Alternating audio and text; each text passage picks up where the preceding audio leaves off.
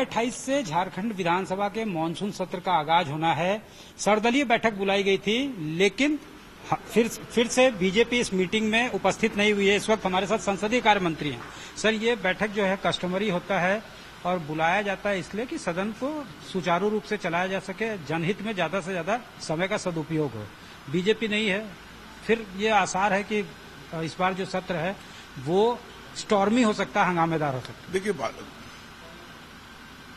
Bharatiya Janata party का जो विधानसभा से विधायक दल का नेता जो अथॉरिटी किया जाता वो नहीं हुआ पार्टी की तरफ से। और अक्सर जब से हाउस शुरुआत पंचम विधानसभा, तो कोई भी विधायक दल का नेता भारतीय जनता पार्टी का आए नहीं।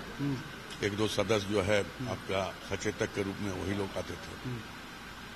अब उसका व्यक्तिगत कुछ होगा, इसलिए नहीं आई, उसके बारे में हम चर्चा नहीं करना चाहेंगे। लेकिन आपको माध्यम से चर्चा ही कहीं लोगों से आग्रह करना चाहेंगे सब माननीय सदस्य कि सदन का जो भी समय है सत्ता और विपक्ष दोनों आए और दोनों का ही दायित्व बनता है विधानसभा सुचारू रूप से चलाने के लिए। और जो सवाल आएगा सरकार निश्चित उसका जवाब देगा, तैयार है जवाब देने के लिए।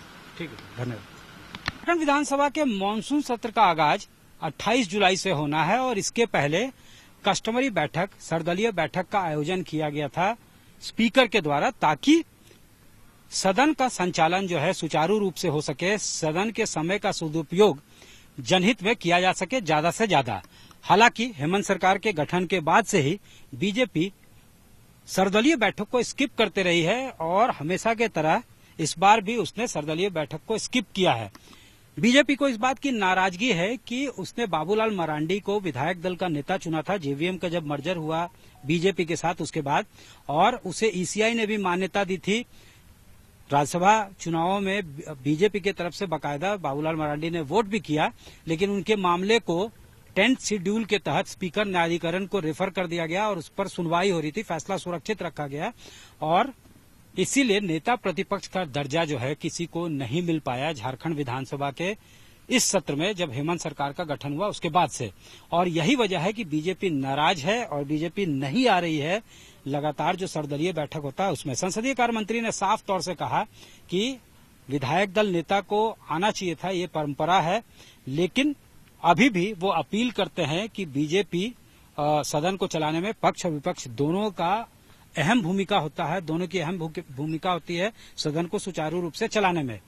हालांकि ये लग रहा है हर बार की तरह कि सेशन जो है स्टॉर्मी होगा, सेशन जो है हंगामेदार होगा, क्योंकि बीजेपी के पास कई मुद्दे हैं, उसके तर्कस में कई तीर हैं सत्ता पक्ष के खिलाफ।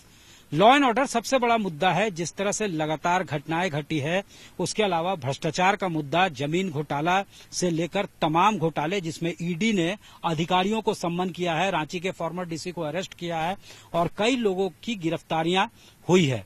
इसके बाद जो है और कई मुद्दे हैं, जनहित के मुद्दे जो हैं, चाहे वो सड़क का मुद्दा हो या फिर मूलभूत सुविधाओं का मुद्दा हो, वो नहीं हो पाया। एक बड़ा मामला रोजगार को लेकर जो है वो हुआ है।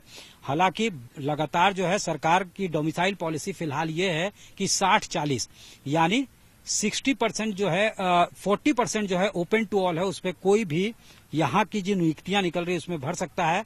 बाकी जो है schedule caste, schedule tribe, economically weaker section और ओबीसी के लिए यहाँ पे उसको रिजर्व रखा गया है। तो नॉर्मली अधिकारियों के भी जो नियुक्ति होती है उसमें भी यही फॉर्मूला होता है, जबकि यहाँ की मांग है, यहाँ के जो लोग हैं उनकी मांग रही है कि यहाँ पे लोकल्स को प्रेफरेंस मिले, लोकल्स के लिए अलग से रिजर्वेशन दिया जाए, जो नहीं हो पाया है। तो पिछले बार सदन पूरा जो है 60-40 नहीं चल तो इस नारे के साथ वॉश आउट हो गया था।